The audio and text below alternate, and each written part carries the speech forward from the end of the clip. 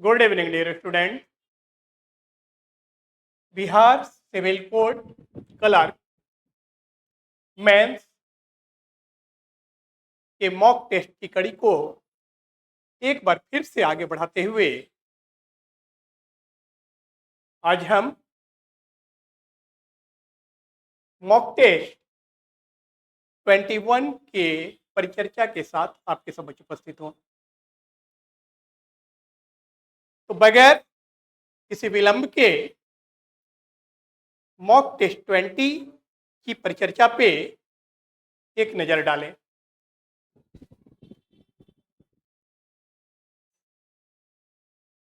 हमारा पहला जो प्रश्न है, एक निश्चित तर्क का अनुसरण करते हुए 1545 से संबंधित है। उसी तर्क का अनुसरण करते हुए 25 से संबंधित है। उसी तर्क का उपयोग करते हुए निम्नलिखित में से कौन सी संख्या 80 से संबंधित है, इस बात का हमें निर्धारण करना है। हम बताना चाहेंगे कि दिया गया प्रश्न संख्याओं पे आधारित सादृश्यता से संबंधित है, नंबर बेस्ड एनालॉजी से संबंधित है। हमें दिए गए संख्याओं के संबंधवाद का ऑब्जर्वेशन करते हुए 15 और 45 के बीच क्या संबंध है, 25 और 125 आपस में किस प्रकार से संबंधित है, इस तथ्य का अवलोकन करते हुए 80 वैसा ही संबंध दिए गए विकल्पों में से किस एक के साथ प्रदर्शित करेगा, इस बात का निर्धारण करना है। तो यदि हम देख रहे हैं कि अगर 15 को हम 3 से गुना करें तो 45 आ रहा है, लेकिन 25 को उसी प्रॉपर्टी के आधार पे अगर 3 से गुना करते हैं तो मेरा 125 प्राप्त नहीं हो रहा है। तो आखिर ये 15 और 45 परस्पर किस प्रकार से संबंधित है, 25 और 125 किस प्रकार से संबंधित है। तो जो पहला हमने रीजन दिया वो रीजन यहाँ पे कारगर नहीं हो रहा है। हम दूसरे दृष्टिकोण पर विचार करेंगे। अगर ऐसा देखा जाए कि 15 इंटू 15 बाई 5, 15 इंटू 15 बाई 5 अगर करें तो हमारा 225 आ रहा है, 225 बाई 5, और इसका रिजल्ट हमारा 45 प्राप्त हो जाता है।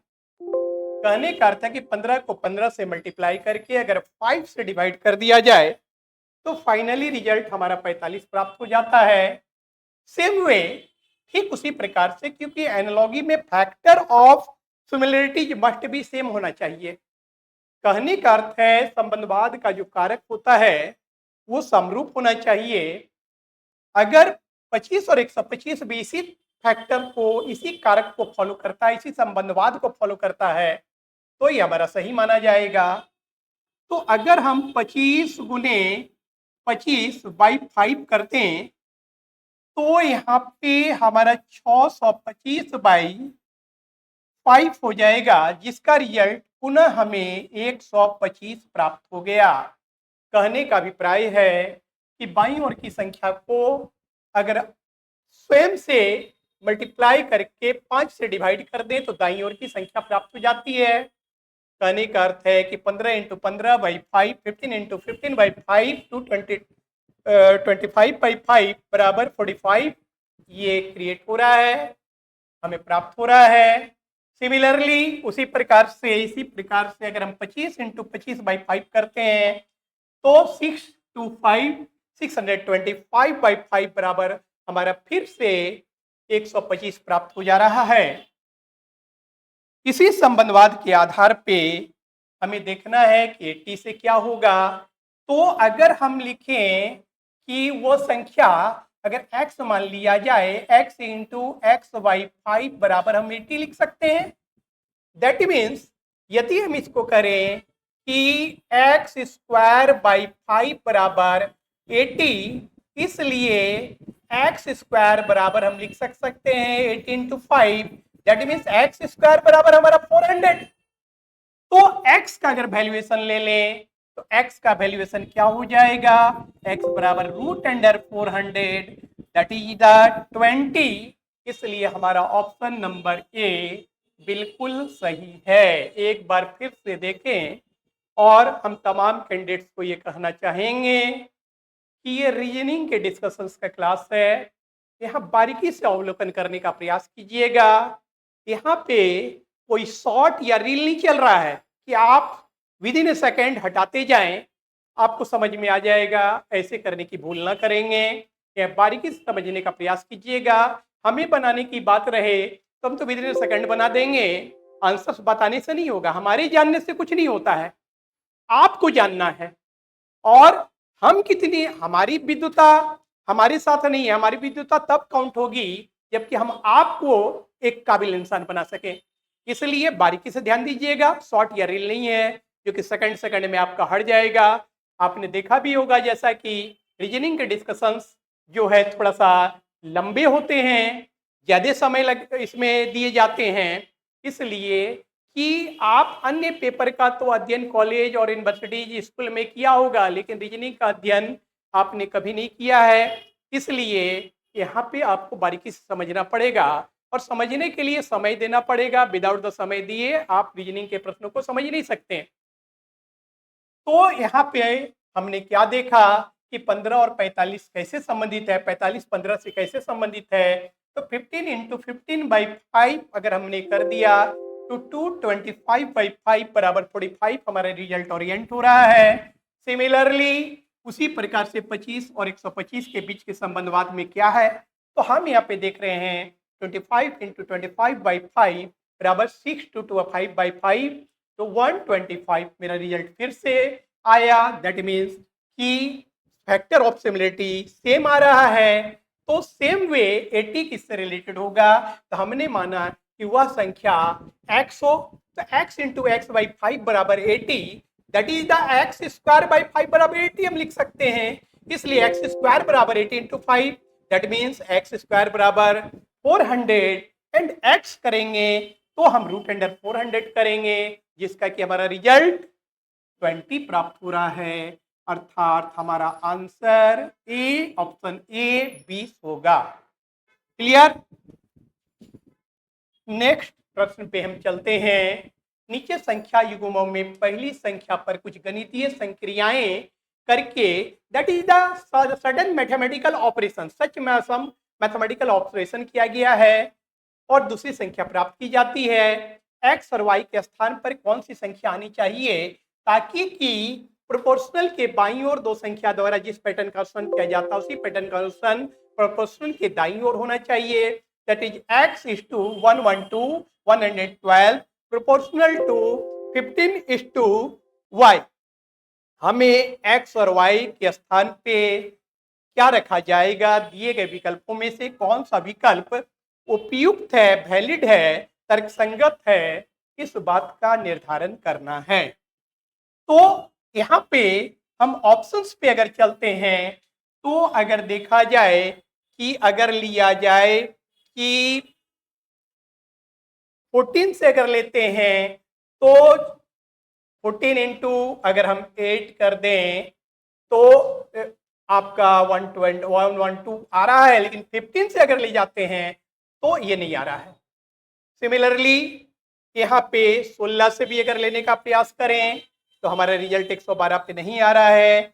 10 से लेने का प्रयास करें तो 10 से अगर 10 × 10 करके उसमें 12 बढ़ा दे तो 15 × 15 करके उसमें 15 बढ़ाएंगे, 15 × 15 करके फिर 15 अगर बढ़ाते हैं 12 बढ़ाते हैं फिर भी हमारा रिजल्ट नहीं आ रहा है। तो आखिर यहाँ पे क्या किया गया है, कैसे लिया गया है, और ये रीजनिंग है, यहाँ पे कुछ भी हो सकता है, किसी भी प्रकार से साबित करना होता है।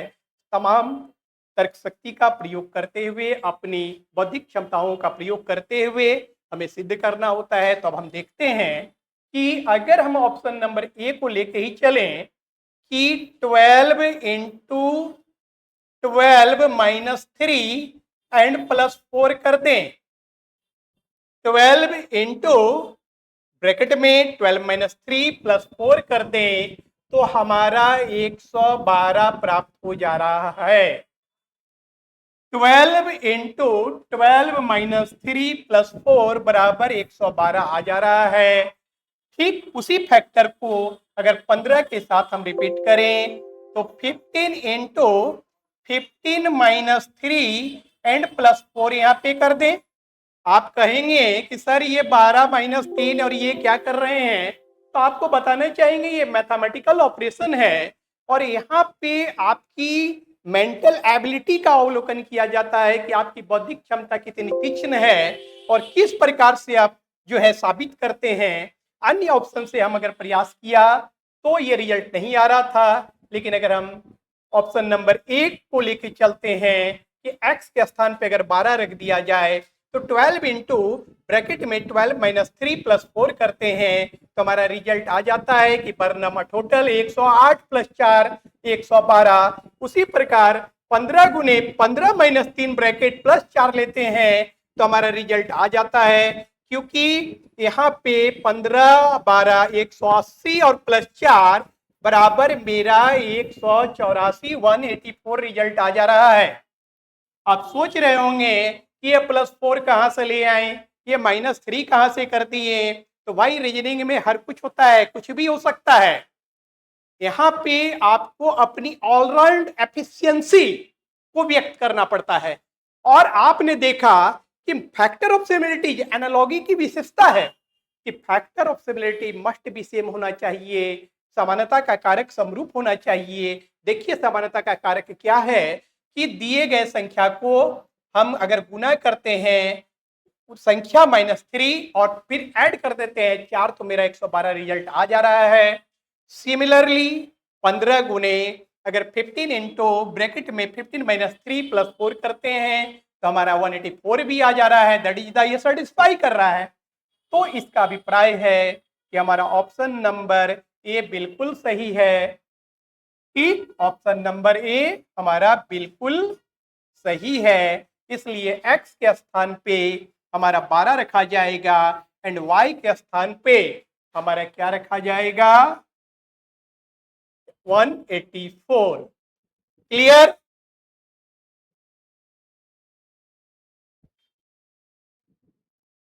हमारा नेक्स्ट प्रॉब्लम जो है ये प्रॉब्लम बेस्ड ऑन अल्फाबेट से है।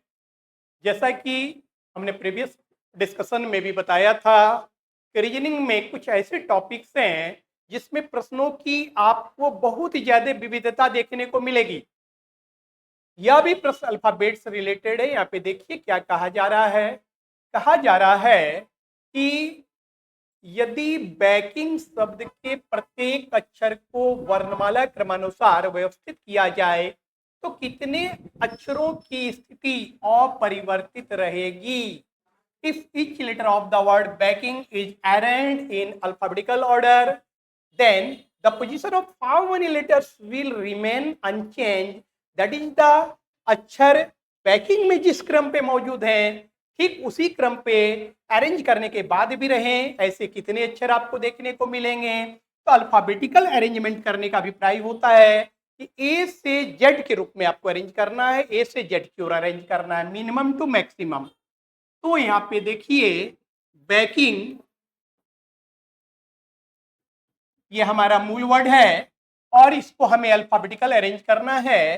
तो अल्फाबेटिकल अरेंज करने के क्रम में सबसे पहला जो हमारा अरेंज होगा वो क्या अरेंज होगा ए, जो कि स्थान परिवर्तित कर गया इसका। नेक्स्ट वन में हम किसको अरेंज करेंगे, दिए गए शब्दों में प्रयुक्त अक्षरों से ही आपको अरेंज करना है, अल्फाबेट से अरेंज नहीं करना, अल्फाबेटिकल ऑर्डर में अरेंज करना है। तो अल्फाबेटिकल ऑर्डर का मतलब होता है ए से जेड की ओर जो जो अक्षर आपके पास मौजूद है उसी को आपको सेट करना है, एज लाइक डिक्शनरी बेस्ट कहिए। तो यहाँ पे हमने पहला लेटर ए अरेंज किया जिसकी का स्थान परिवर्तन हो गया, मूल शब्द में वो सेकेंड पोजीशन पे है, जबकि after the arrangement alphabetical arrangement करने के बाद वो पहले स्थान पे आया अर्थात इसका स्थान परिवर्तित हो गया। सेकेंड वन में हमने बी को अरेंज किया, मूल वर्ड में वह पहले पोजीशन पे है जबकि यहाँ पे उसका स्थान परिवर्तित हो गया। लेकिन नेक्स्ट जब हम अरेंज करेंगे तो हमारा सी अरेंज होगा और आप क्या देख रहे हैं कि मूल क्रम में भी सी तीसरे पोजीशन पर है और यहाँ पे भी सी तीसरे पोजीशन पे ही आपको नजर आ रहा है। अब जबकि आपका डी ई एफ नहीं है तो नेक्स्ट वन आप क्या अरेंज करेंगे, जी अरेंज करेंगे, जो भी अपना स्थान परिवर्तित कर चुका है।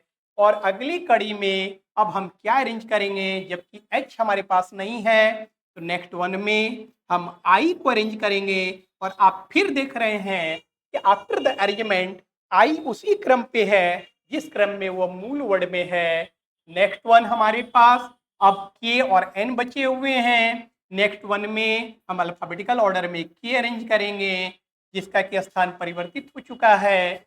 और अब जो है लास्ट लेटर के रूप में एन अरेंज होगा, इसका भी स्थान परिवर्तित हो चुका है। अल्फाबेटिकल अरेंजमेंट का अभिप्राय होता है एज लाइक डिक्शनरी ऑर्डर में आपको अरेंज करना है। दैट इज जो लेटर आपके पास मौजूद है उसको क्रम से आपसे जा देना है, minimum to maximum. That is the minimum to maximum value के रूप में आपको सजाते हुए चले जाना है इंक्रीजिंग ऑर्डर में। तो ए को हमने लिया जो कि चेंज कर गया, बी को नेक्स्ट वन लिया वो भी चेंज कर दिया, जबकि तीसरी बार अरेंज करने की बात आई तो हमने सी को अरेंज किया। तो मूल वर्ड में भी सी तीसरे पोजीशन पे है एंड आफ्टर द अरेंजमेंट सी का भी पोजीशन पुनः तीसरा है नेक्स्ट वन में। जबकि आपके पास डी ई एफ नहीं है तो अगली कड़ी में आपने जी को अरेंज किया जिसका भी स्थान परिवर्तित हो चुका है नेक्स्ट वन। जबकि आपके पास एच नहीं है तो आपने आई को अरेंज किया। और आप यहाँ पे देख रहे हैं आई ठीक उसी क्रम पे अरेंज हुआ है जिस क्रम में वो मूल वर्ड में है। और फिर हमने अगली कड़ी में के को अरेंज किया, उसके बाद एन। तो आप यहाँ पे क्या देख रहे हैं, आप यहाँ पे देख रहे हैं कि आफ्टर द अरेंजमेंट सी एवं आई हमें दो अक्षर ऐसे प्राप्त हो रहे हैं जो कि ठीक उसी क्रम पर मौजूद हैं जिस क्रम में वह मूल शब्द में आपको दिख रहे हैं। अर्थात दो अक्षर ऐसे हमें प्राप्त हो रहे हैं जिसके स्थान अपरिवर्तित हैं, इसलिए हमारा ऑप्शन नंबर ए बिल्कुल सही है। नेक्स्ट प्रश्न पे आते हैं। यदि शब्द रियलिज्म के प्रत्येक स्वर को अंग्रेजी वर्णमाला क्रम में उसके बाद वाले अक्षर से, दैट इज द कि आपके पास जितने भी वॉवेल्स हैं, जितने भी आपके पास जितने भी वॉवेल्स हैं उन वॉवेल को, जितने भी वॉवेल यहाँ पे हैं, बोल रहा है कि वॉवेल जो स्वर है उसको आप +1 कर दीजिए, आफ्टर द लेटर आ जाएगा। और ये वॉवेल्स अल्फाबेट की बात नहीं की जा रही है, ये कम जनरल अल्फाबेट में ये बात की जा रही है कि शब्द रियलिज्म के प्रत्येक स्वर को अंग्रेजी वर्णमाला क्रम में उसके बाद वाले अक्षर से रिप्लेस किया जाए। हम कह सकते हैं कि वॉवेल को 1 कर दिया जाए, वॉवेल +1, तो ठीक आप उसके बाद में आ जाइएगा। और प्रत्येक व्यंजन दैट मीन्स जितने भी कॉन्सोनेंट हैं अंग्रेजी व्याकरण में उसके बाद वाले अक्षर से, तो यहाँ पे भी +1 की ही बात की जा रही है कि दोनों को +1 कर दिया जाए। और फिर अंग्रेजी वर्णमाला के विपरीत क्रम में व्यवस्थित किया जाए। तो इस प्रकार से बने अक्षर समूह में निम्नलिखित में से कौन सा अक्षर बाईं ओर से चौथे स्थान पर होगा, यहाँ पे ध्यान दीजिएगा। टेस्ट का औचित्य होता है कि आपका दिमाग कितना शार्प है, कितनी सटीकता, कितनी स्पीड एंड एक्यूरेसी के साथ आप प्रॉब्लम को सॉल्व करते हैं, इस बात का अवलोकन किया जाता है। जनरल कैंडिडेट क्या करेंगे कि जितने भी वॉवेल हैं उसको +1 बढ़ाते चलेंगे, जितने भी कॉन्सोनेंट हैं उसको भी +1 बढ़ाएंगे सबसे पहले, और उसके बाद वो विपरीत क्रम में लिखेंगे। और विपरीत क्रम में लिखने के बाद फिर निर्धारित करेंगे कि क्या होगा, और इसमें आप अपना अनावश्यक समय बर्बाद कर बैठेंगे। क्लियर? कंपटीशन में समय की भी अपनी महत्वता, इंपॉर्टेंस होता है, समय का भी अपना एक महत्व होता है। और टेस्ट का औचित्य ये होता है कि आप कितने शार्प ब्रेन वाले हैं, कितने तीक्ष्ण दिमाग वाले हैं, कितने स्पीड एंड एक्यूरेसी के साथ किसी प्रॉब्लम को सॉल्व करते हैं। तो ये समझने का प्रयास कीजिए आपको कह रहा है कि भाई सबको तो +1 कर ही देना है, कॉन्सोनेंट को भी +1 करना है, वॉवेल को भी +1 करना है, और फिर इसे रिवर्स ऑर्डर में अरेंज करना, विपरीत क्रम में अरेंज करना। विपरीत क्रम में अरेंज करने का मतलब होता है कि आपको Z टू A के फॉर्म में अरेंज करना है, that is the decreasing order में अरेंज करना है, आप कह सकते हैं। इट मीन्स हमारा प्रयास रहेगा कि हम maximum value to minimum value की ओर अरेंज करें, और उसके बाद +1 बढ़ा दीजिए। आपको बाईं ओर से चौथे के पर जाके +1 बढ़ा देना है। तो यहाँ पे हम क्या करें कि हम विथ स्पीड एंड एक्यूरेसी के साथ प्रॉब्लम को सॉल्व कर सकें। तो चले, उसके लिए तो हम हैं ही बताने के लिए, तो देखते हैं कैसे किया जाए। तो आप यहाँ पे देखिए मैक्सिमम वैल्यू लेटर कौन है, क्योंकि रिवर्स ऑर्डर का अभिप्राय होता है Z2A, लेकिन यह Z2A नहीं है, बल्कि इसका अभिप्राय है कि आप maximum value to minimum value जो भी लेटर्स वहां मौजूद है उसको अरेंज करें। तो हमारा पहला जो अरेंजमेंट होगा, क्योंकि आपको बाईं ओर से चौथे अक्षर पे स्थान पर कौन होगा इस बात का निर्धारण करना है, और उसका वैल्यूएशन क्या होगा ये देखना है कि कौन सा अक्षर प्राप्त हो रहा है। तो हम क्या करते हैं, सबसे पहले अगर अरेंज करें तो सबसे हायर नंबर यहाँ पे क्या आपको दिख रहा है, सबसे हायर नंबर S दिख रहा है। दैट मीन्स अरेंजमेंट के क्रम में सबसे पहला तो आपका S अरेंज हो जाएगा। हम यहाँ ही दिखा सकते थे, लेकिन आप अच्छे तरीके से समझिए, इसलिए हम यहाँ पे रिप्रेजेंट भी कर दे रहे हैं। सबसे पहला नियम था तो आप S अरेंज करते हैं, क्योंकि S से बड़े मान वाला, S से अधिक मान वाला कोई अक्षर यहाँ पे नहीं है। S 19th नंबर लेटर होता है, अल्फाबेट में S का पोजीशन 19वां होता है। नेक्स्ट वन में जब आप अरेंज करेंगे, रिवर्स ऑर्डर की अरेंजमेंट हो रही है, अगर अल्फाबेटिकल ऑर्डर का अरेंजमेंट होता तो सबसे पहला आप अरेंजमेंट क्या करते हैं, ए अरेंज करते हैं, जैसा कि आपने देखा था इसके प्रीवियस प्रश्न में हमने अल्फाबेटिकल अरेंज जो किया था। यहाँ पे मैक्सिमम वैल्यू वाले लेटर सबसे पहले एस अरेंज होंगे, दूसरे क्रम में हमारा 18th नंबर लेटर हम आर अरेंज करेंगे, और हमारा जो तीसरा क्रम पर अरेंज होगा वो एम अरेंज करेंगे, क्योंकि एम का वर्णमाला क्रमांक 13 होता है। और इसके बाद जब अरेंज करने की बारी होगी इन रिवर्स ऑर्डर, तो हमारा अगला अक्षर हमारा एल अरेंज होगा, और यहाँ पे जो एल हमारा, तो बाएं से चौथा आपको कौन प्राप्त हो रहा है आफ्टर द अरेंजमेंट, एल प्राप्त हो रहा है। लेकिन यहाँ पे प्रश्नानुसार कॉन्सोनेंट को भी +1 करना था, वॉवेल को भी +1 करना था, तो यहाँ पे हमें +1 करना पड़ेगा, और एल के मान में एक बढ़ा देंगे तो हमारा रिजल्ट क्या आएगा, तो हमारा रिजल्ट एम आएगा। इसलिए विकल्पन अनुसार हमारा ऑप्शन ए होगा जो कि एम है। क्लियर।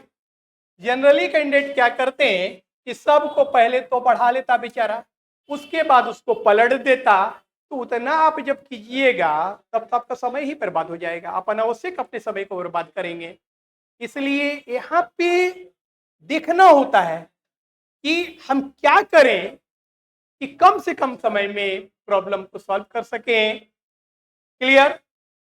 और फिर से एक बार हम आपको कहना चाहेंगे, आपको यह हमारी सलाह है कि बारीकी से माइन्यूटली रीजनिंग के डिस्कशन का ऑब्जर्वेशन करने का प्रयास कीजिएगा।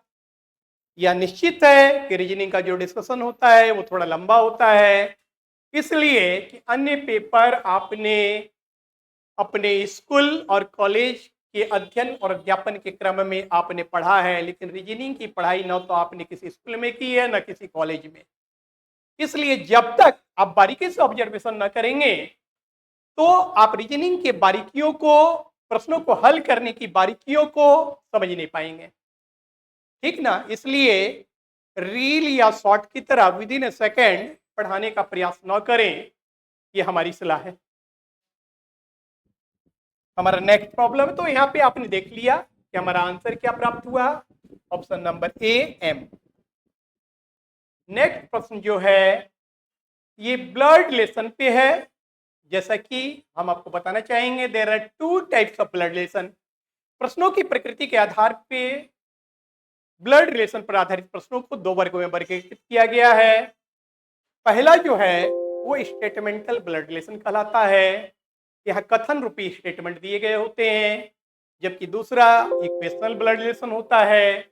एंड प्रश्नों की प्रकृति के आधार पे इक्वेशनल ब्लड रिलेशन को भी 2 वर्गों में वर्गीकृत किया जाता है। खैर उसकी अभी परिचर्चा नहीं करनी है, यहाँ पे हम स्टेटमेंटल ब्लड रिलेशन की परिचर्चा करना चाह रहे हैं।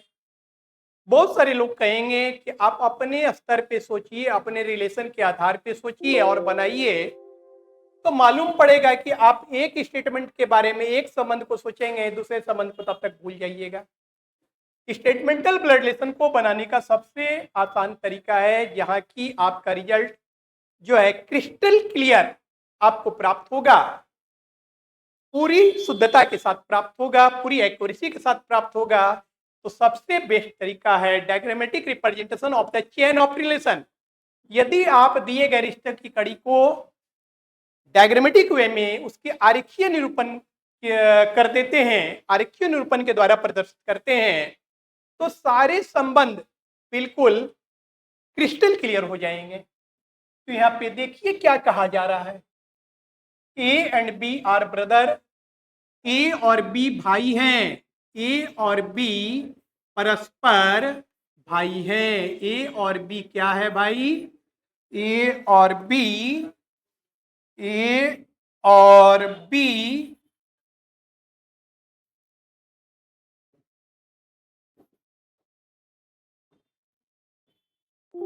ए और बी परस्पर भाई हैं, दोनों मेल हैं, दोनों। एक मिनट, इस पर गोल घेरा में नहीं करेंगे, गोल घेरा में करेंगे तो शादी हो जाएगा। ये कुंवारा है अभी, ये कुंवारा है, ये क्या मालूम नहीं है, हम प्लस कर रहे हैं मेल इंडिकेट करने के लिए। ए और बी क्या है? तो ए और बी आपस में भाई है, that is the A B का भाई है, बी ए का भाई है।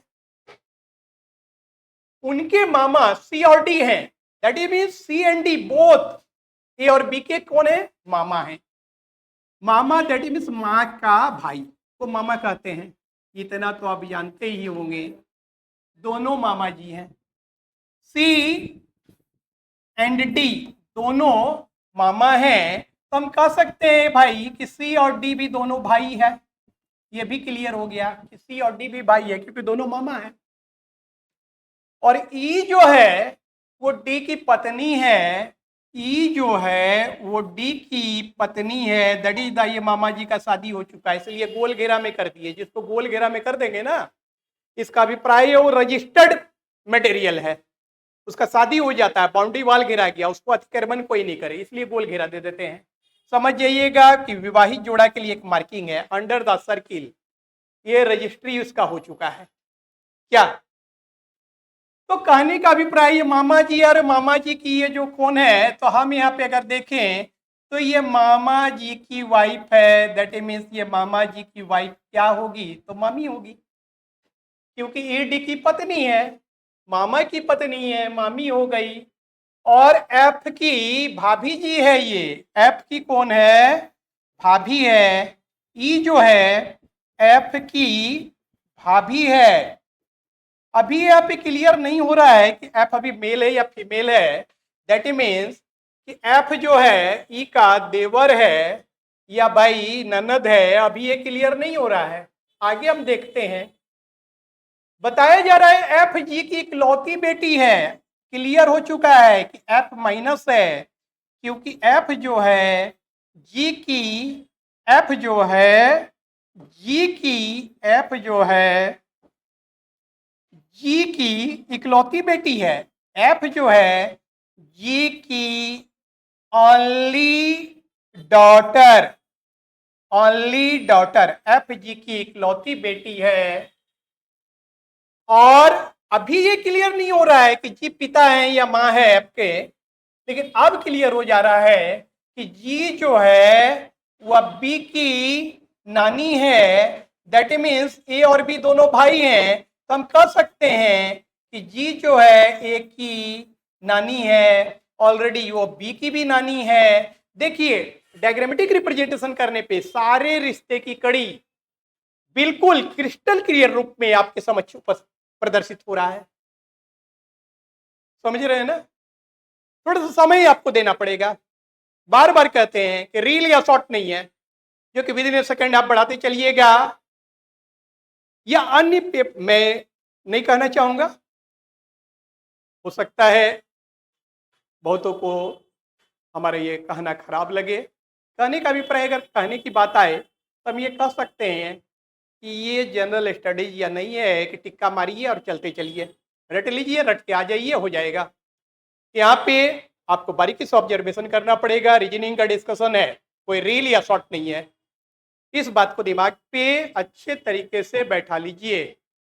भाई गुस्सा तो नहीं लग रहा है ना हमारी बातों पे, क्योंकि हम खरी खोटी बोलने के आदी हैं और खरी खोटी पसंद भी करना करते हैं। हमें चिकनी चुपड़ी बातें नहीं आती है, इसलिए हम जो भी बोलते हैं बिल्कुल स्पष्ट रूप से बोलते हैं। या रीजनिंग है, कोई खेल तमाशा नहीं है, कि कोई शॉर्ट नहीं है, कोई रील नहीं है। इसलिए बारीकी से ऑब्जर्वेशन करने का प्रयास करेंगे, तभी आपको समझ आएगी। फिर से हम एक बार स्पष्ट करना चाहते हैं, क्या कहा गया कि ए और बी भाई है, ए बी का भाई है, बी के ए का भाई है। क्लियर आपको दिख रहा है, रिवर्स रिलेशन का साइन हमने दिया है कि ए का भाई बी, बी का भाई है।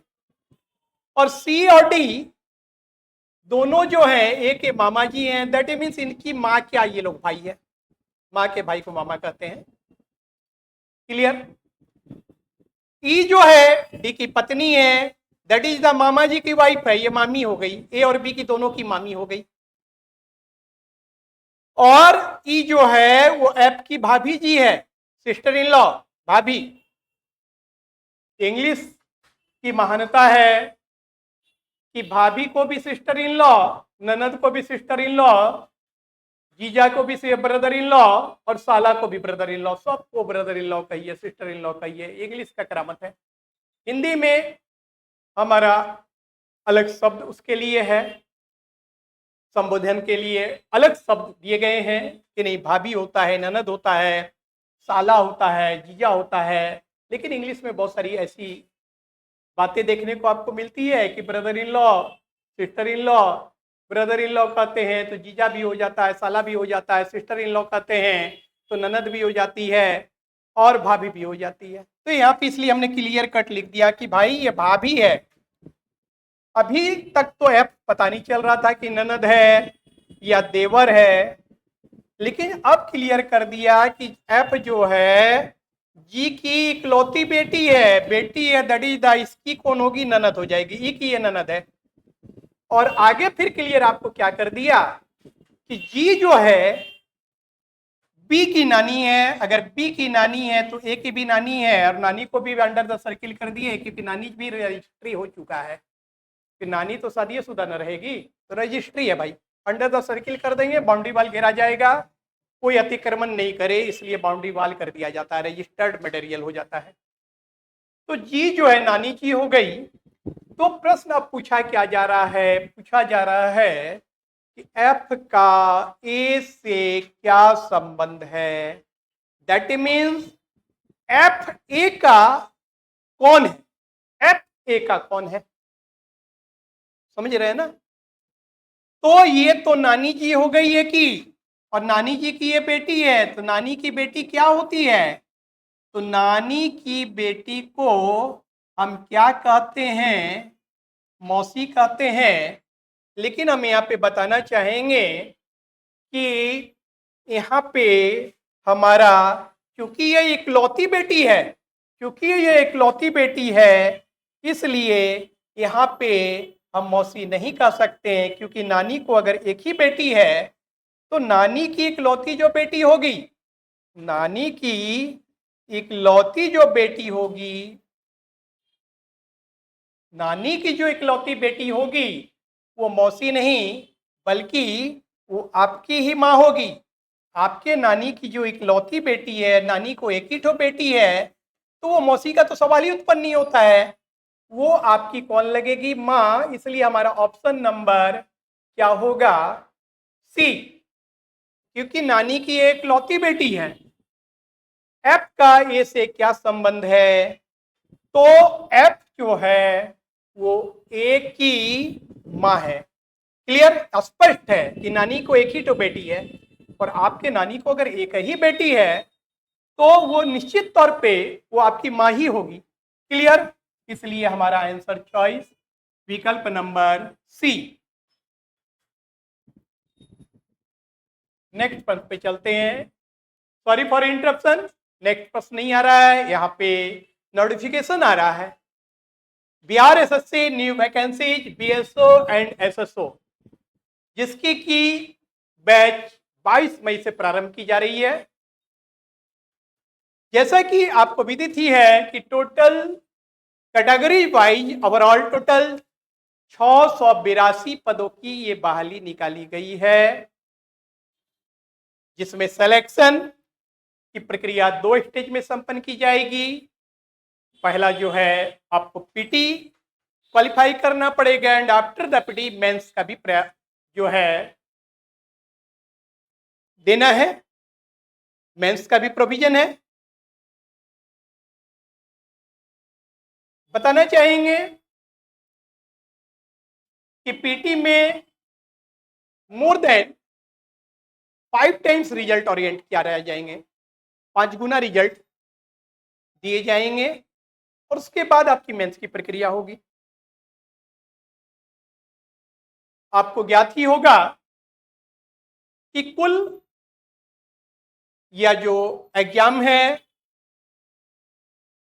150 अंकों का होगा। 150 अंकों का नहीं, 150 क्वेश्चन होंगे। इस परीक्षा में कुल 150 प्रश्न पूछे जाएंगे। कितने प्रश्न पूछे जाएंगे? 150 प्रश्न पूछे जाएंगे। 150 क्वेश्चंस राइज किए जाएंगे और प्रत्येक प्रश्न 4 अंकों का होगा, अर्थात कंप्लीटली आपको 600 अंकों की परीक्षा देनी है। क्लियर? पीटी में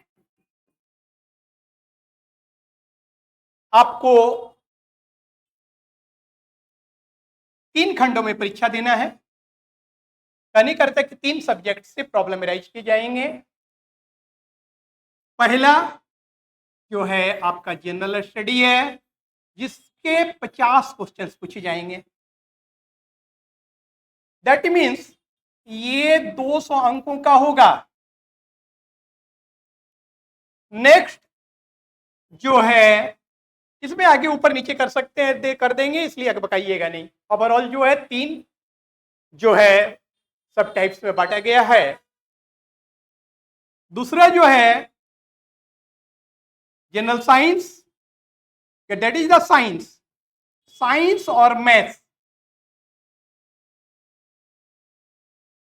के कुल 50 प्रश्न पूछे जाएंगे। साइंस और मैथ दोनों को मिलाकर 50 प्रश्न आपसे पूछे जाएंगे और 4 मार्क आपको ईच प्रश्न के लिए दिए जाएंगे, जिसका कि 200 मार्क होगा कुल।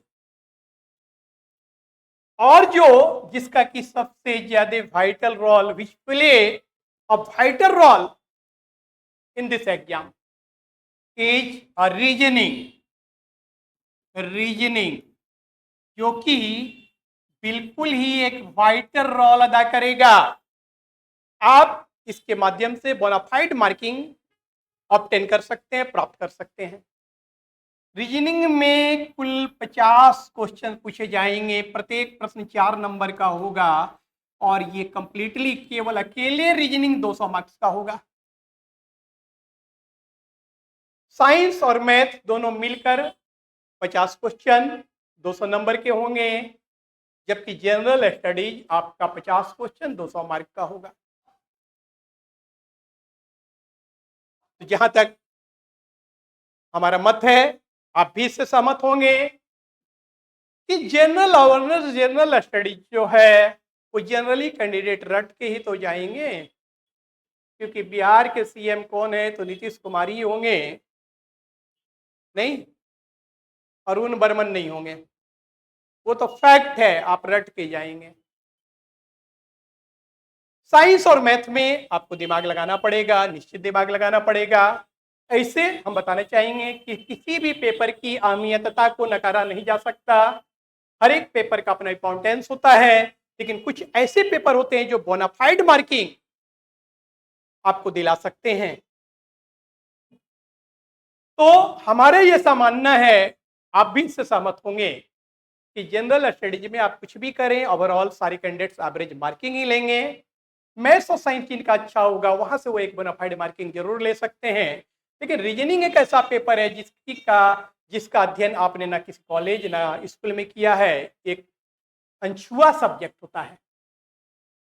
और अगर इसकी सही तरीके से तैयारी की जाए तो आप इसमें बोनाफाइड मार्किंग उठा सकते हैं। और जबकि यहाँ पे 50 क्वेश्चन 200 मार्क्स के दिए गए हैं, इसलिए it play a vital role आपकी सफलता में। ये एक अहम भूमिका निभाएगा, इसको नकारा नहीं जा सकता। यह नहीं कहिएगा अरे चौहान सर आपका पेपर है ना, आप तो तारीफ करेंगे ही। अरे भाई, मैं बार बार कहता हूँ कि मुझे खरी खोटी कहने की आदत है और खरी खोटी सुनने की आदत है। बार बार मैं आप लोगों से कहता हूँ कि आपको हमारा डिस्कशन अच्छा लगा या खराब लगा, बिल्कुल स्पष्ट शब्दों में लिखें। मैं स्पष्ट सुनने का आदी हूँ, स्पष्ट पसंद करता हूँ। बटरिंग मुझे पसंद नहीं है और ना बटरिंग करना आता है, इसलिए मैं स्पष्ट कह रहा हूँ कि reasoning plays important vital role to obtain bona fide marking. आपकी सफलता को सुनिश्चित करने में यह एक अहम भूमिका निभाएगा।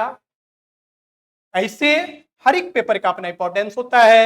हम चाहेंगे कि आप तमाम पेपर पे पकड़ बनाएं और एक नंबर कम आना या एक नंबर अधिक आना आपकी सफलता में अहम रोल अदा कर सकता है, इस बात का ध्यान रखिएगा। लेकिन फिर भी कुछ ऐसे पेपर्स होते हैं जिसके आधार पे अगर आप अच्छी तैयारी हो आपकी, तो आप अधिक से अधिक अंक प्राप्त करके अन्य को लीड कर सकते हैं, जहाँ की रीजनिंग भी अपनी एक बहुत बड़ी भूमिका को अदा करेगा। साइंस और मैथ्स भी आपका एक स्कोर करेगा। आफ्टर ऑल ये बताना चाहेंगे कि इसमें नेगेटिव मार्किंग का भी प्रोविजन है, नेगेटिव मार्किंग का भी प्रावधान है। यदि आप एक क्वेश्चन गलत करते हैं तो प्रत्येक गलत के लिए एक तो आपका जाएगा ही, और प्लस उस क्वेश्चन का जो मार्क है 4 अतिरिक्त। आफ्टर ऑल 5 नंबर आप खो बैठेंगे। एक गलत करने पे एक तो चले गया नेगेटिव में, और 4 तो उस क्वेश्चन का अगर सही होता तो आता, तो वो 4 भी आप खो बैठे। आफ्टर ऑल 5 खो दीजिएगा। बात समझ रहे हैं ना? तो हम बताना चाहेंगे कि success is never N incidental incident, it's the award of right decision, right choice at the right time. So if you want to succeed, if you want to success in BSO SSO exam, then join with full confidence and take the advantage of our renowned experts. कहने का अभिप्राय है कि सफलता महज संयोग नहीं होता, यह आपके द्वारा सही समय पे लिए गए सही निर्णय का परिणाम होता है। ज्ञात हो कि लाखों लाखों की संख्या में इस 682 पदों के लिए आवेदन डाले गए हैं, लेकिन हर किसी को नसीब नहीं होता। शादी में तो बाराती सब आते हैं, लेकिन शादी केवल दुल्हा दुल्हन का ही होता है, कोई एक का ही होता है, तो बाकी बाराती ही नजर आएंगे। ये आप पे डिपेंड करता है कि आप बाराती बनकर आ रहे हैं या शादी करने जा रहे हैं। दैट इज द सफलता प्राप्त करने जा रहे हैं या उस एक भीड़ में शामिल होने जा रहे हैं।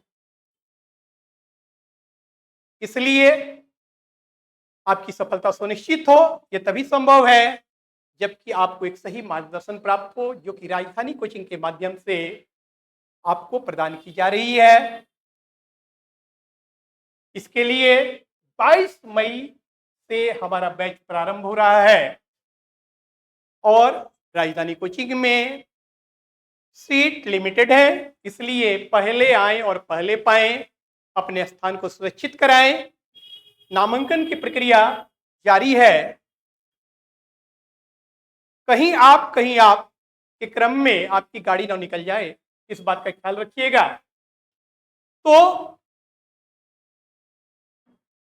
बिना झिझक के आप राजधानी कोचिंग को ज्वाइन करें। हमारे यहाँ वैसे शिक्षकों का मार्गदर्शन आपको प्राप्त होगा जिसको कि इस फील्ड में दशकों का अनुभव है। और जहां तक आप जान ही रहे हैं, I do not want to self praise but it is universal truth. I Ajay Chauhan, author of various completed books of reasoning. आपके चाचा जी, आपके मामा जी भी हमसे पढ़ा, हमारी किताब को पढ़े होंगे। और आज तक कितने कैंडिडेट्स हमसे लाभान्वित हुए हैं इसकी हमारे पास संख्या नहीं है। कि वो बैंक हो, एसएससी हो, रेलवे हो, हाईटेक्स हो, कहीं भी किसी भी डिपार्टमेंट में चले जाएंगे। आप बिहार के, झारखंड के, दिल्ली, राजस्थान, पंजाब, हरियाणा, चंडीगढ़, किसी भी स्टेट के हो तो हर कोई अजय चौहान का नाम जानता होगा। बाय फेस आप नहीं जानते होंगे, लेकिन अजय चौहान के बुक के माध्यम से जरूर आप जानते होंगे। तो आपकी रीजनिंग की जो कक्षा चलाई जाएगी, रीजनिंग को मैं आपको पढ़ाऊंगा और अपना बेस्ट से बेस्ट आपको देने का प्रयास करूंगा ताकि आपकी सफलता 100% सुनिश्चित हो। तो मैं बताना चाहूंगा कि सफलता महज संयोग नहीं होता, ये आपके द्वारा सही समय पे लिए गए सही निर्णय का परिणाम होता है। इसलिए यदि आप सफलता प्राप्त करना चाहते हैं तो पूर्ण विश्वास के साथ राजधानी कोचिंग को ज्वाइन करें। नामांकन की प्रक्रिया जारी है। बिना विलंब के अपना सीट सुनिश्चित करें। Thank you. तो सॉरी फॉर इंटरप्शन, नोटिफिकेशन के कारण जो है जनरल डिस्कशन को रोका गया था। फिर से हम मॉक टेस्ट 21 की कड़ी के रेस्ट डिस्कशंस को आगे बढ़ाते हैं। चलिए, वो सोच रहे होंगे अजय चौहान बड़ा भाषण देता है। अरे भाषण नहीं देते हैं, राशन भी देते हैं भाई। अजय चौहान से तो आके मिलो, फिर देखोगे कि अजय चौहान का क्या रूप है। यूं ही ऑल ओवर इंडिया में अजय चौहान की तुति नहीं बोलती है। समझ रहे हैं ना? हमने तो बताया आपके मामा, आपके चाचा और आपके हो ना हो पता नहीं कौन कौन हमारी किताबों का अध्ययन किए होंगे, कौन कौन हमसे डायरेक्ट अध्ययन किए होंगे। चलिए, बातों को छोड़िए। आपको लग रहा होगा भाषण दे रहे हैं, भाषण नहीं दे रहे, चलिए राशन दे रहे हैं। कुछ खिलाड़ी एक पंक्ति में खड़ी हैं, खड़े। वीर आगे से 15वें स्थान पर है, मैंने प्रारंभ से 15वें स्थान पर है कहिए। साकेत पीछे से 20वें स्थान पर है, दैट इज द अंत से 20वां है। और आर्यन वीर के पीछे तथा उनके बीच दो खिलाड़ी हैं, आफ्टर द वीर है और उसके बीच में दो खिलाड़ी हैं। और साकेत आर्यन के ठीक बाद है, जस्ट उसके बाद में है। तो यहां पे देखिए क्या हो रहा है, इसको हम रिप्रेजेंट करते हैं। वीर का क्रमांक कितना है? तो वीर का क्रमांक आप कहेंगे कि 15th है। वीर का क्रमांक कितना है? तो वीर का क्रमांक 15th है। और साकेत जो है पीछे से 20 नंबर पे है। साकेत जो है 20 नंबर पे है। चलिए अभी फिलहाल यहां रख रहे हैं, बाद में देखेंगे अगर स्थान हो सकता है परिवर्तन हो जाए। आर्यन वीर के बाद में पीछे है, तो हमने यहाँ पे आर्यन को रख दिया। और आर्यन और वीर के बीच दो कैंडिडेट मौजूद हैं। आर्यन और बीच के बीच में, आर्यन और वीर के बीच में क्या कैंडिडेट मौजूद है? दो कैंडिडेट मौजूद हैं। इट मीन्स अगर प्रारंभ से आर्यन की रैंक ली जाए तो आप कह सकते हैं कि सर इसका रैंक जो है 18th हो जाएगा। 15 2 17 1 18, 18th हो जाएगा। क्या 18th हो जाएगा? आर्यन वीर के पीछे तथा उनके बीच दो खिलाड़ी हैं। साकेत आर्यन के, साकेत जो है वह आर्यन के ठीक बाद में है। साकेत आर्यन के ठीक बाद में है, तो आर्यन के जो बाद का रैंक होगा भाई वो तो 19th नंबर होगा। आर्यन के जस्ट बाद का जो रैंक होगा वो तो प्रारंभ से देखेंगे तो 19th हो जाएगा। साकेत आर्यन के ठीक बाद में है, after the Aryan. That means ये जो आप साकेत देख रहे हैं ना, ये साकेत का पोजीशन यहां पे रहेगा, यहां पे साकेत का पोजीशन आ जाएगा। समझने का प्रयास कीजिए क्या बोला जा रहा है। बोला जा रहा है कि वीर जो है 15th फ्रॉम लेफ्ट कहिए या प्रारंभ कहिए, और आर्यन वीर के बाद में है। आर्यन और वीर के बीच दो कैंडिडेट हैं, तो हमने देखा कि आर्यन का रैंक अगर बाएं से देखा जाए तो 18th हो जाता है। और बताया जा रहा है कि साकेत जो है वो आर्यन के ठीक बाद में, आफ्टर, इसके बाद में, दैट इज द आर्यन के जस्ट बाद का जो क्रमांक होगा वो 19वां होगा। और उस 19वां नंबर पे कौन है ये तो आपको नहीं मालूम, लेकिन उस 19वां नंबर के आर्यन, साकेत जो है आर्यन के जस्ट बाद में है। दैट इज द, ये क्रमांक 19 होगा। अगर इधर से गिनिएगा प्रारंभ से तो ये क्रमांक 19 गिनाएगा, और वहीं पे साकेत का पोजीशन है। दैट इज द, साकेत यहीं पे है 20 नंबर बन के इधर से। तो हम आपको यहाँ पे बताना चाहेंगे कि जब एक ही पोजीशन पे प्रारंभ एवं अंत, बाएं एवं दाएं से दो क्रमांक दिए जाएं, तो टोटल नंबर ऑफ कैंडिडेट अगर आपको निकालना है तो दोनों को जोड़कर एक घटा दीजिएगा। आप कहेंगे कि सर आप जो दोनों को जोड़ने की बात कर रहे हैं और उसके बाद बोलते हैं कि एक घटा दीजिए, काहे एक घटा देंगे? अरे भाई, एक ही पोजीशन को दो बार काउंट नहीं किया जा सकता।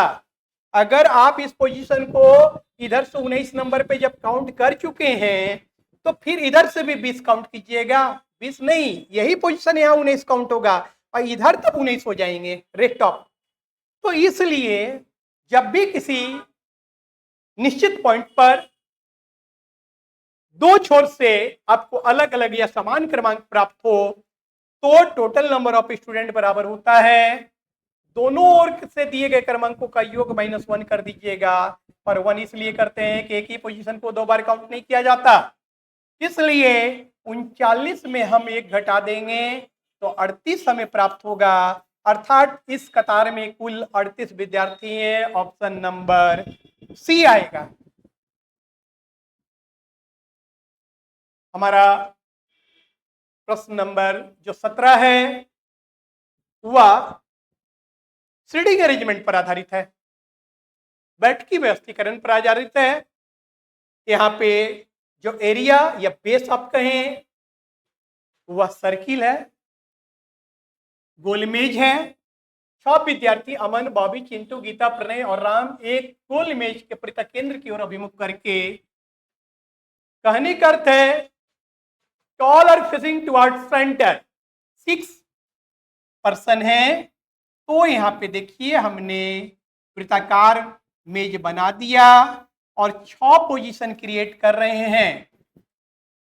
प्लस हमने प्रीवियस क्लास में भी, प्रीवियस डिस्कशन में भी बताया था कि जब व्यक्ति विशेष का मुख केंद्र की ओर हो तो हमेशा दिए गए अरेंजमेंट बेस के आप लोअर पार्ट से अरेंजमेंट की प्रक्रिया का प्रारंभ करेंगे। इसलिए ऐसी स्थिति में आप अपने बाएं दाएं के आधार पे समूह में स्थित व्यक्ति विशेष के दाएं बाएं का निर्धारण आसानी से कर सकते हैं। प्लस इस प्रकार के प्रॉब्लम को हल करने के क्रम में यदि कन्फर्मिंग पॉइंट दिया गया हो, कन्फर्मिंग पॉइंट वैसे पॉइंट को कहते हैं जो कि निश्चित दूरी और दिशा दोनों को व्यक्त करता हो, यदि दिया गया हो तो वैसे पॉइंट से अरेंजमेंट की प्रक्रिया का प्रारंभ करने का प्रयास करेंगे। यहाँ देखिए कहा जा रहा है राम गीता के दाएं दूसरे स्थान पे है, दाएं से नहीं होगा, यहाँ पे दाएं होगा। राम गीता के दाएं से नहीं, दाएं से अगर कहेंगे तो इसका अभिप्राय बाईं ओर हो जाता है, गलत हो जाएगा। यहाँ पे आप इंग्लिश में देखिए, इंग्लिश में सही दिया होगा, Ram is sitting second to the right of that is the K. तो यहाँ जो से आप देख रहे हैं ये गलत है, यहाँ पे राम गीता के दाएं दूसरे स्थान पर बैठा है। तो यहाँ पे हमने गीता को रख दिया, और राम गीता के दाएं दूसरा, तो पहला दूसरा यहाँ पे हमने राम को सेट कर दिया। कोई दिक्कत? गीता और बॉबी का निकटतम पड़ोसी प्रणय है। आपको बताया जा रहा है Pranay is the nearest neighbour of Geeta and Bobby. Pranay जो है गीता और बॉबी का निकटतम पड़ोसी है। इट मीन्स हम कह सकते हैं कि प्रणय गीता और बॉबी के बीच में है। तो इस जगह पे तो आप नहीं रख पाएंगे। अब तो आपके पास यही सेट बच रहा है। क्यों? कि गीता जो है यहाँ पे है, हाँ, Pranay is the nearest neighbour of Geeta and Bobby. तो आप यहाँ पे क्या कीजिए कि प्रणय को प्रणय को रख दीजिए और यहाँ पे कौन हो जाएगी? बॉबी हो जाएगी। तो देखिए दोनों का ये निकटतम पड़ोसी हो गया। क्लियर? प्रणय जो है गीता और बॉबी का निकटतम पड़ोसी, गीता और बॉबी का निकटतम पड़ोसी प्रणय है। फिर से आपको एक कंफर्मिंग पॉइंट, ये भी कंफर्मिंग ही था एक प्रकार से, और फिर से आपको एक कंफर्मिंग पॉइंट प्राप्त हो रहा है, एक इंफॉर्मेशन प्राप्त हो रहा है। अमन गीता के दाएं तीसरे स्थान पर बैठा है। अमन जो है वह गीता के दाएं तीसरे स्थान पर बैठा है। तो पहला दूसरा तीसरा यहाँ पे आपने अमन को रख दिया। अब तो एक ही व्यक्ति आपको बच रहे हैं, और वो कौन है? तो वो है चिंटू जी। वो चिंटू यहाँ पे है। अब देखिए प्रश्न में पूछा क्या जा रहा है, तो निम्नलिखित में से कौन राम और बॉबी दोनों का निकटतम पड़ोसी है? पूछा जा रहा है who among the following is the nearest neighbour of both Ram and Bobby. Ram and Bobby का नियरेस्ट भाई कौन है? तो आप क्लियर देखिए यहाँ पे कौन नजर आ रहा है आपको राम एंड बॉबी का नियरेस्ट? तो वह अमन है। इसलिए हमारा आंसर बी होगा। नेक्स्ट दिया गया प्रश्न डायग्रामेटिक इंटरप्रिटेशन पे रिलेटेड है। यहाँ पे आयत 30 वर्ष से कम को रिप्रेजेंट कर रहा है, ट्रायंगल विवाहित को प्रदर्शित कर रहा है, सर्किल महिला को अभिव्यक्त कर रहा है, और स्क्वायर के द्वारा नियोजित व्यक्ति को यहाँ पे एक्सप्रेस किया गया है। यहाँ पे पूछा जा रहा है, कहा जा रहा है कि नीचे दिए गए वैन आरेख में वृत्त महिला को निरूपित करता है, त्रिकोण विवाहित को निरूपित करता है, आयत 30 वर्ष से कम को निरूपित करता है, और वर्ग नियोजित व्यक्तियों को निरूपित करता है। आरेख में दी गई संख्या उस श्रेणी विशेष के व्यक्तियों की संख्या दर्शाती है। तो 30 वर्ष से कम आयु के कितने अविवाहित पुरुष और बेरोजगार भी हो, अनएम्प्लॉयड, नॉट एम्प्लॉयड। तो अगर जो है अनमैरिड चाहिए, तो अनमैरिड चाहिए तो ट्रायंगल से बिल्कुल दूर दूर से कोई वास्ता नहीं रहेगा, भगा दीजिए। और पुरुष चाहिए तो सर्किल से भी भगा दीजिए, क्योंकि सर्किल महिला को रिप्रेजेंट करेगा। और उसको बेरोजगार भी बना देना है भाई। तो कहने का अर्थ है कि अगर उसको आप बेरोजगार भी अनएम्प्लॉयड बना देना है, तो उस स्थिति में आपको उसका स्क्वायर से भी दूर दूर तक का कोई वास्ता नहीं रहेगा। अर्थात आपको वैसे व्यक्तियों की संख्या निर्धारित करनी पड़ेगी जो ओनली एंड ओनली केवल रेक्टेंगल पे हो। और केवल रेक्टेंगल पे जब आप देख रहे हैं तो यहाँ पे क्लियर आपको केवल 8 ही नजर आ रहा है, जो कि महिला नहीं है, दैट इज द पुरुष है। वह ट्रायंगल से बाहर है, दैट इज द अविवाहित है। वह स्क्वायर से बाहर है, दैट इज द वो नियोजित नहीं है, बेरोजगार है। इसलिए हमारा ऑप्शन बी बिल्कुल सही है। नेक्स्ट, यह जो प्रश्न है वह न्याय पे आधारित है, जिसको हम लोग सिलोजिज्म कहते हैं। हम बताना चाहेंगे syllogism is the combined form of two type of inference, immediate and mediate.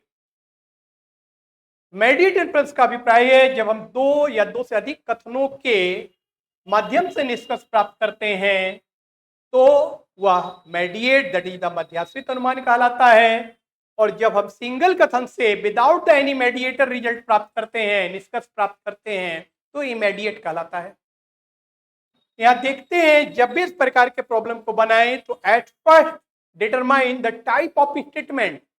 हमने हमेशा ये बताया कि there are 4 types of statement according to logic. There are 4 types of statement AEIO। A denote universal affirmative, E universal negative, I particular affirmative, O particular negative। that is the A पूर्णव्यापी सकारात्मक को represent करता है, E पूर्णव्यापी नकारात्मक को represent करता है, I अंशव्यापी सकारात्मक and O अंशव्यापी नकारात्मक। अंडा वाले अंडा पार पार के बनाते हैं, ये अंडा वेन डायग्राम है। And Venn diagram is the process of representation of the established facts surrounding our environment। यह स्थापित सत्य को रिप्रेजेंट करने का तरीका है वेन डायग्राम। लेकिन जिसके पास फंडा नहीं होता है वो अंडा पारते हैं, क्योंकि वो पक्षी या रेप्टाइल से, कुछ रेप्टाइल्स अंडा पारते हैं, कुछ पक्षी भी अंडा पारते हैं। बहुत सारे टीचर, बहुत सारे स्टूडेंट ये अंडा पारते हैं। और जितने देर में आप एक अंडा पार के प्रॉब्लम बनाइएगा, फंडा वाले उतने देर में 10 प्रॉब्लम बनाने की कैपेसिटी रखते हैं।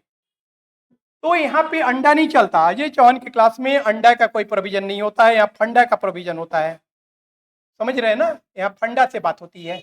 और देखेंगे कि फंडा से कैसे झंडा गड़ा जाता है। तो सबसे पहले हमारा जो पहला स्टेटमेंट है, कुछ नदियां महासागर हैं, ये आई टाइप का स्टेटमेंट है, आई ग्रुप का स्टेटमेंट है।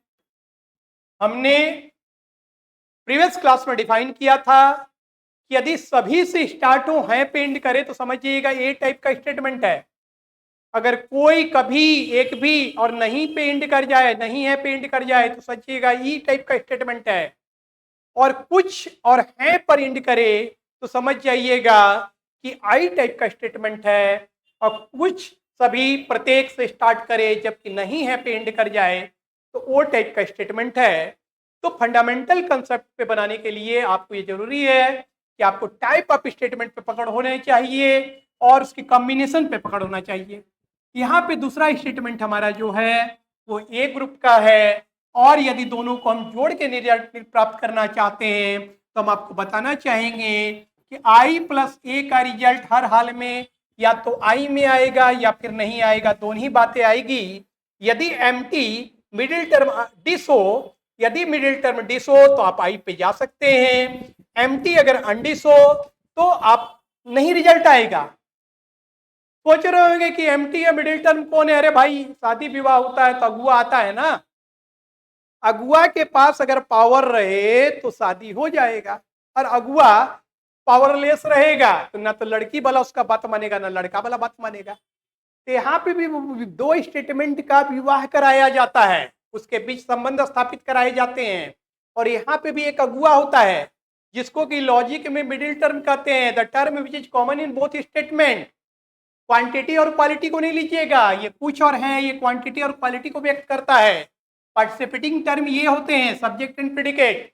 और यहाँ पे देखिए अगुआ कौन है? अगुआ आपका यहाँ पे दैट इज द, जिसको कि हम लोग लॉजिक में मिडिल टर्म कहते हैं, महासागर है।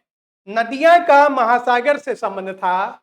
अब महासागर का समुद्र से संबंध था तो अगुआ जो है महासागर है, मिडिल टर्म यहाँ महासागर है। और ये नदियां और समुद्र के तट के बीच संबंध स्थापित करवाएगा, विवाह संपन्न करवाएगा। तो हमारा मिडिल टर्म डिस्ट्रीब्यूट है या नहीं डिस्ट्रीब्यूट है, उसके पास पावर है या पावर नहीं है, इस बात का भी अवलोकन करना पड़ता है। और इसका सिंपल ट्रिक्स है, क्या है पावर देखने का? तो एड, इव्ड, इंड, ऑप्ड, ये सिंपल ट्रिक्स है। आप बोलेंगे सर ये एड, इव्ड, इंड, ऑप्ड क्या लिख रहे हैं? तगदिन टगदिन ये क्या है? दे दनादन। तो बताना चाहेंगे यदि तर्कवाक्य ए श्रेणी का हो तो उसका केवल सब्जेक्ट पावरफुल होगा, प्रेडिकेट एंड डिस। यदि तर्कवाक्य श्रेणी का हो, बी फॉर बोथ, उसका सब्जेक्ट प्रेडिकेट दोनों के पास पावर रहेगा। यदि तर्कवाक्य आई श्रेणी का हो तो एन फॉर नन, उसका न सब्जेक्ट न प्रेडिकेट कोई पावरफुल नहीं होगा। और यदि तर्कवाक्य ओ श्रेणी का हो तो उसका केवल प्रेडिकेट के पास पावर होगा। इधर देखिए, इधर सब्जेक्ट होता है, इधर प्रेडिकेट होता है। जिसके बारे में सारी बात कही जाए वो सब्जेक्ट कहलाता है। The term which is completely express in a proposition in a statement is called subject. और जो सब्जेक्ट की विशेषता को व्यक्त करता है उसको यहाँ प्रेडिकेट कहते हैं। इंग्लिश में उसको आप लोग क्या कहते हैं? एडजेक्टिव कहते होंगे विशेषण को। तो यहाँ पे आई और ए, और यहाँ पे हम देख रहे हैं कि हमारा ये तर्कवाक्य के सब्जेक्ट के स्थान पे ये महासागर है। दैट इज द, ये पावर इसके पास आ चुका है क्योंकि ए टाइप का सब्जेक्ट पावरफुल होता है, इसलिए संबंध तो स्थापित होगा। अगुआ पावरफुल है, विवाह तो संपन्न कराएगा ही। लेकिन देखते हैं कि विवाह संपन्न कराने के बाद रिजल्ट यहाँ पे दिया गया है कि नहीं रिजल्ट में। तो आई प्लस ए का रिजल्ट जो है हर हाल में आई में आएगा। दैट इज द, कुछ नदियां समुद्र तट हैं, ये बिल्कुल होना चाहिए। और आप यहाँ पे देख रहे हैं कि ये है। इसका अभिप्राय है कि हमारा जो पहला निष्कर्ष है वो 100% वैलिड है। जबकि आप बोलेंगे ये कहां से ला रहा है, तो देखिए इसको यहाँ से घुमा के ला रहा है। सभी महासागर समुद्र तट है और एक मिनट, सभी महासागर नदियां हैं, इसको घुमा के ला रहा है, इसको घुमा के ला रहा है, इसको नहीं, एक मिनट, इसको नहीं, इसको जो है, इसको कुछ नदियां महासागर को ऐसे करके घुमा दिया है और यहाँ पे सभी पे ला दिया है। अरे पॉकेट में 10 रुपया हो और 100 रुपया के खरीदने की बात कीजिएगा, आपके पास कुछ है और सभी की बात कर रहे हैं, उस पर भी घुमा घुमा के। और ये बताना चाहेंगे कि इमीडिएट इन्फ्रेंस निकालने का प्रयास किया गया है। अगर सिंगल स्टेटमेंट से कोई रिजल्ट निकाले तो उसको इमीडिएट इन्फ्रेंस कहते हैं। और यहाँ पे इमीडिएट इन्फ्रेंस के 5 टाइप्स होते हैं: कन्वर्सन, ऑबवर्सन, कंट्रापोजिशन, इम्प्लीकेशन। लेकिन एग्जाम में कन्वर्सन और इम्प्लीकेशन से रिलेटेड क्वेश्चंस राइज किए जाते हैं। तो ए का कन्वर्सन हमने प्रीवियस क्लास में बताया था आई में होता है, ई का कन्वर्सन ई में होता है, आई का आई में होता है, ओ का नहीं होता है। और कैसे आप बोलेंगे कि सर कैसे समझेंगे कि कन्वर्सन हो रहा है, तो सिंपल बताए थे कि स्टेटमेंट 36 लिखा रहे और कंक्लूजन में 63 आए, that is the interchange place कर ले तो समझिएगा कन्वर्सन हो रहा है। तो यहाँ पे नदिया और महासागर के स्थान को पलटा गया है। लेकिन क्या किया कि पावर दे दिया, पावर दे दिया, तो वो गलत है क्योंकि यहाँ पे ये अंडी से और आपने यहाँ ए टाइप में रख के डिस किया, इसलिए आपका दूसरा निष्कर्ष बिल्कुल गलत होगा। क्योंकि आप ये कभी नहीं कह सकते हमने कहा था कि सभी मनुष्य मरणशील हैं, तो इसका मतलब क्या नहीं। अगर कहें कि कुछ मनुष्य मरणशील हैं तो इसका मतलब आप क्या कहिएगा कि सभी मरणशील मनुष्य हैं? नहीं कह सकते। इसलिए सेकेंड स्टेट ऑफ कंक्लूजन जो है बिल्कुल गलत है। इसलिए केवल निष्कर्ष स्पष्ट सही है। तो हमारा जो है बाय द ऑप्शन कुछ नदियां समुद्र तट है, यह बिल्कुल सही है। ऑप्शन नंबर ए सही है। नेक्स्ट, सॉरी फॉर इंटरप्शन, फिर से आपके सामने नोटिफिकेशन आ रहा है। कुछ देर पहले भी हमने नोटिफाई किया था BSSC new vacancy BSO SSO, जिसकी की आवेदन की प्रक्रिया पूरी हो चुकी है। अब बारी है परीक्षा की। कुल 150 प्रश्न पूछे जाएंगे। परीक्षा 2 चरणों में संपादित की जाएगी, पीटी और मेंस। तो पहले तो पीटी की बात कर लें। पीटी 150 अंकों की होगी, 150 क्वेश्चन पूछे जाएंगे, अंकों के नहीं, 150 क्वेश्चन पीटी में पूछे जाएंगे।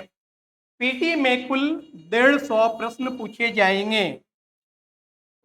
पीटी में कुल कितने प्रश्न पूछे जाएंगे? तो पीटी में कुल आपको 150 क्वेश्चन पूछे जाएंगे, 150 क्वेश्चन। प्रत्येक क्वेश्चन 4 मार्क्स का होगा, अर्थात 600 अंकों की परीक्षा होगी, जिसमें कि पीटी को 3 वर्गों में वर्गीकृत किया गया सब्जेक्ट के प्रकृति के आधार पे। पहला जो है जनरल स्टडीज का होगा, जिसमें 50 क्वेश्चन पूछे जाएंगे। प्रत्येक क्वेश्चन के लिए 4 अंक है, तो इसका अभिप्राय है कि जनरल स्टडीज 200 अंकों का होगा। नेक्स्ट वन आपका साइंस प्लस मैथ्स दोनों को मिला के 50 क्वेश्चन पूछे जाएंगे। प्रत्येक क्वेश्चन 4 नंबर का, यहाँ भी 200 अंक। और जो नेक्स्ट है वो तो जिसका कि आप ऐड ही देख रहे हैं, ये रीजनिंग,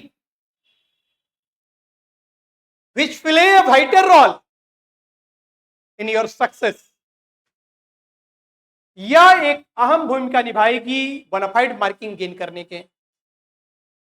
रीजनिंग से अकेले 50 क्वेश्चन पूछे जाएंगे, प्रत्येक क्वेश्चन 4 अंकों का होगा। अभिप्राय है 200 अंकों का केवल रीजनिंग रहेगा। मैं इन्फिनिटी कॉम्प्लेक्स की बात नहीं कर रहा, जो वास्तविकता है उस वास्तविकता के धरातल से अवगत कराना चाहता हूं कि जनरल स्टडीज में कौआ काला होता है तो काला होगा ही, पीला नहीं कहिएगा, रट के जाइएगा भाई, सब रट के जाता है, हम जान रहे हैं, क्योंकि डिस्क्रिप्टिव नहीं है जो कि आप लिखने जा रहे हैं। जनरल स्टडीज वाले को बड़ा तकलीफ हो रहा होगा, अरे अजय चौहान बड़ा विचित्र आदमी है भाई, हम लोग का बुराई कर रहा है। अरे बुराई करने की बात नहीं है, जो सच्चाई है उसको सामने ला रहे हैं। और मेरी आदत है खरी खोटी सुनाना, खरी खोटी सुनना, मैं बटरिंग करना का आदि नहीं हूं। तो वहां पे आपका जो मार्क्स आएगा वो एवरेज आएगा। ऐसे तो सभी पेपर की अहमियतता होती है। हम चाहेंगे आप प्रत्येक पेपर पे कमेंट करें, अधिक से अधिक मार्क्स उठाएं, क्योंकि एक नंबर भी कम आना या एक नंबर ज्यादा आना आपके सफलता के लक्ष्य से बाहर भी कर सकता है, सफलता के लक्ष्य को हासिल भी करवा सकता है। लेकिन कुछ ऐसे सब्जेक्ट होते हैं जिसके द्वारा कैंडिडेट बोनाफाइड मार्किंग गेन करते हैं, बोनाफाइड मार्किंग ऑब्टेन करते हैं। तो जनरल स्टडीज में लाख यत्न कर लें आप एवरेज में ही जाएंगे, ये यूनिवर्सल ट्रूथ है। ये किसी को खराब लगे या अच्छा लगे उससे कोई फर्क नहीं पड़ता ये चौहान को। नेक्स्ट वन, साइंस और मैथ्स, इसकी अहमियतता जरूर हम मानेंगे, क्योंकि एक बोनाफाइड मार्किंग आपको जरूर गेन कराएगा। एंड आफ्टर ऑल जो रीजनिंग है, जिसका कि आपने अध्ययन ना किसी स्कूल में ना किसी कॉलेज में किया होगा, आपके लिए ये एक अनछुआ पहलू है। इसलिए यदि इसमें आपकी अच्छी पकड़ हो तो ये आपकी सफलता को निश्चित से सुनिश्चित करा सकता है, और इसके माध्यम से ही आप लीड करेंगे, बोनाफाइड मार्किंग गेन करेंगे। It play a vital role, but is universal truth, इसको कोई काट नहीं सकता।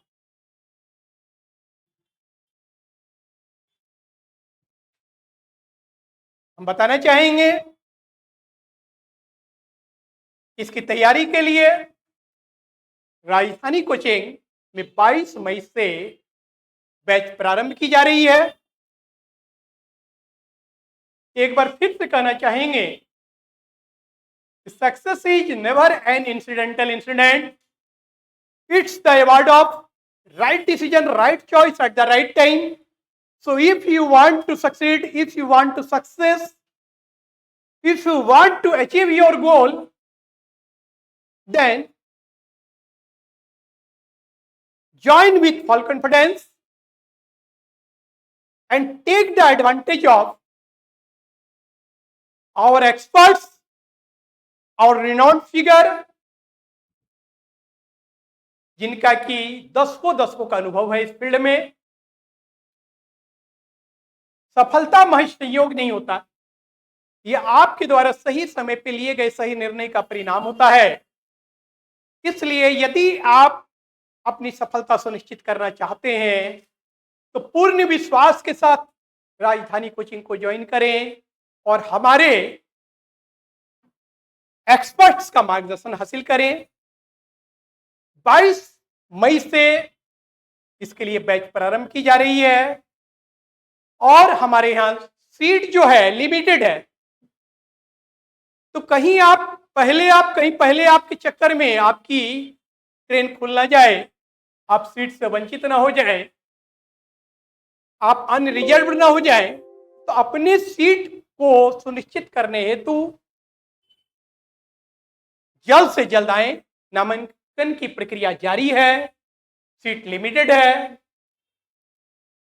तो राजधानी कोचिंग को ज्वाइन कर अपनी सफलता को सुनिश्चित करें, हमारे एक्सपर्ट्स का मार्गदर्शन हासिल करें। जहां तक रीजनिंग की जो आपको पढ़ाई करवाई जाएगी तो मैं कराऊंगा। आप जान रहे हैं मेरा ही नाम अजय चौहान है। I am author of various competitive books of reasoning. Bihar, UP, MP, Haryana, Punjab, Rajasthan, Chandigarh, Chhattisgarh, Delhi, किसी भी स्टेट में आप चले जाएं, अजय चौहान को बाई फेस नहीं लेकिन बल्कि उसके नाम से जरूर जाना जाता होगा। मेरे ख्याल से आपके चाचा, आपके मामा और आपके कौन कौन हमारे बुक से अध्ययन किए होंगे, कितने हमें से फेस टू फेस हमारे मार्गदर्शन हासिल किए होंगे, और कितनी student bank, SSC, railways, income tax, excise, custom, LIC, GIC, कितने कैंडिडेट्स सक्सेस किए हैं, इसकी गिनती हमारे पास नहीं है। अनलिमिटेड कैंडिडेट्स, किसी भी इलाके के हों आप जरूर जान रहे होंगे। तो यहाँ रीजनिंग की जो तैयारी कराई जाएगी, मेरे द्वारा तैयारी कराई जाएगी। मैं ही अजय चौहान हूँ, author of various competitive books of reasoning. Thank you, don't miss this opportunity, join with full confidence राजधानी कोचिंग, वेयर जहाँ की 22 मई से बीएससी, बीएसओ एंड एसएसओ की तैयारी प्रारंभ की जा रही है। तो जल्द से जल्द आएं और अपने सीट सुनिश्चित करें। नामांकन की प्रक्रिया जारी है। Thank you.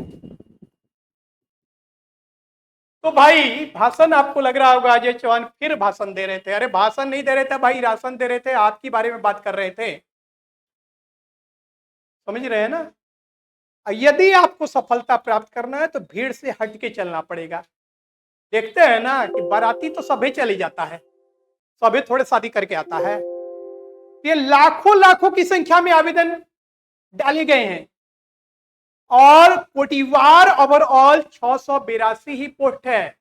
तो समझ सकते हैं कि कितनी ये परीक्षा में सफलता प्राप्त करना कठिन है। तो कठिन नहीं कहिए, कोई भी चीज मेरे अनुसार अगर देखा जाए तो ना तो कोई भी चीज इजी होता है ना तो कोई भी चीज कॉम्प्लेक्स होता है। यदि आप जानकार हैं तो आपके लिए हर कुछ आसान है, और यदि आप जानकार नहीं है तो सब चीज आपके लिए कठिन है। तो अच्छी तैयारी करें और डंके की चोट में कहें कि मेरा रिजल्ट होगा। अरे दो प्रकार के स्टूडेंट होते हैं, एक परीक्षा देने जाता है, अरे क्या हुआ जी, होगा ना, अरे देखते हैं होगा। और एक स्टूडेंट ऐसा होता है जो डंके की चोट पे कह के जाता है कि रिजल्ट लेके आएंगे।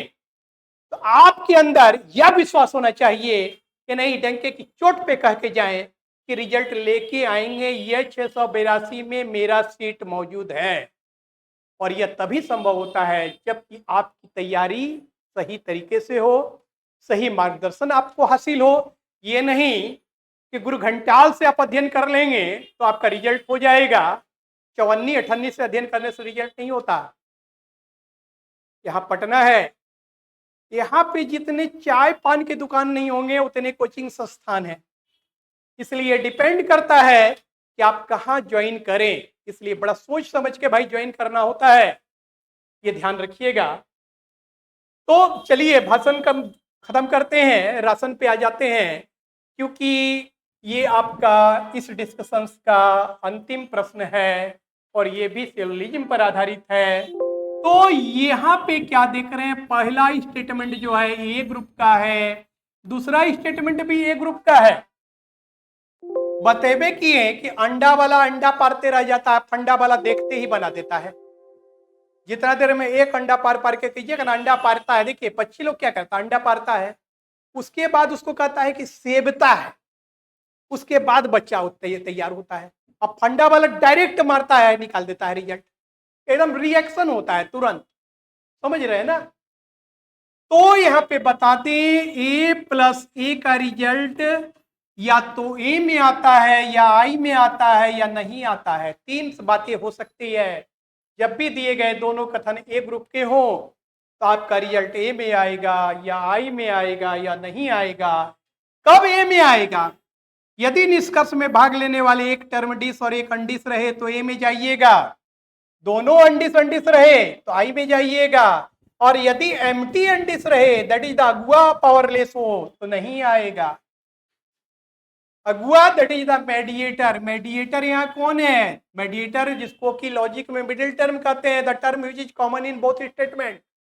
यहाँ पे मेडिएटर वाहन है जिसको कि मिडिल टर्म कहते हैं लॉजिक में। तो क्योंकि ए टाइप अपने सब्जेक्ट को डिस्ट्रीब्यूट करता है, ए तर्कवाक्य का सब्जेक्ट पावरफुल होता है, इसलिए वाहन यहाँ पे डिस्ट्रीब्यूट है। और by the rule of mediate inference at least one time middle term must be completely distributed, otherwise conclusion can not be drawn. मध्याश्रित अनुमान के नियमानुसार कम से कम एक बार मिडिल टर्म को पूर्ण रूप से व्याप्त होना चाहिए, उसके पास पावर होना चाहिए। यदि पावर है तो वह विवाह संपादित करा देगा।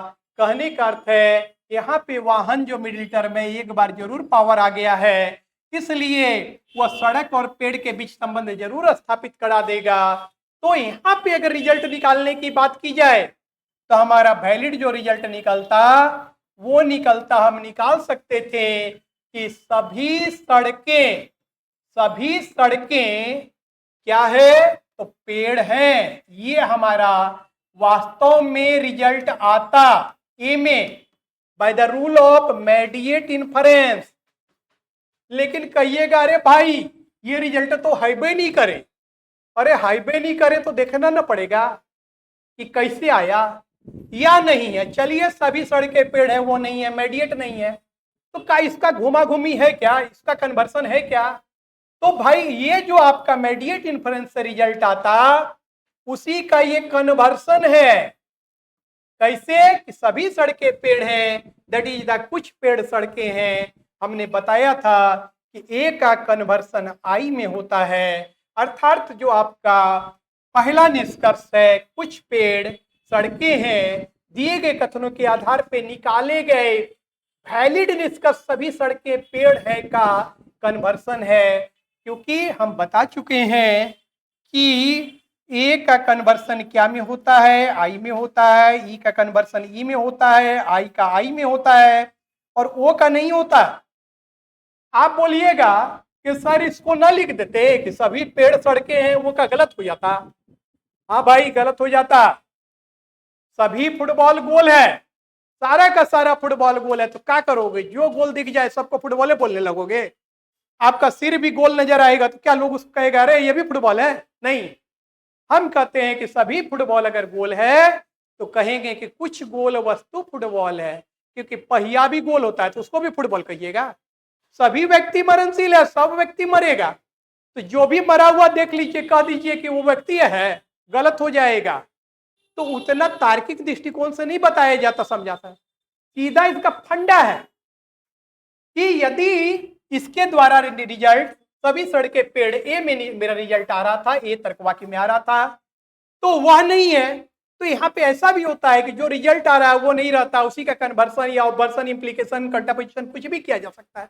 और यहाँ पे क्या हुआ कि जो वास्तव में निष्कर्ष आपको प्राप्त होता उसी का कन्वर्सन कर दिया गया, इसलिए यह बिल्कुल सही है। और इस स्थिति में आपका ऑप्शन नंबर ए केवल निष्कर्ष स्पष्ट अनुसरण करता है। तो हम अंत में इतना जरूर कहना चाहेंगे कि आपको या मेरा भाषण, दैट इज द परिचर्चा, भाषण नहीं, हमने भाषण भी दिया, राशन भी दिया, हमारा ये डिस्कशन आपको कैसा लगा? अपने बहुमूल्य कमेंट्स के माध्यम से जरूर अवगत कराने का प्रयास करेंगे। तथा यदि आपकी कुछ अपेक्षाएं हमारे साथ जुड़ी हुई हो, हमारी कोचिंग के साथ जुड़ी हो, उसको भी कमेंट्स के माध्यम से व्यक्त करने का प्रयास करेंगे। यदि आपको हमारा डिस्कशन खराब भी लगता हो तो भाई वो भी बताने का कष्ट करेंगे, क्योंकि आपके सारे सुझाव का सादर आमंत्रण है, सादर आमंत्रित हैं। Thank you, have a nice day.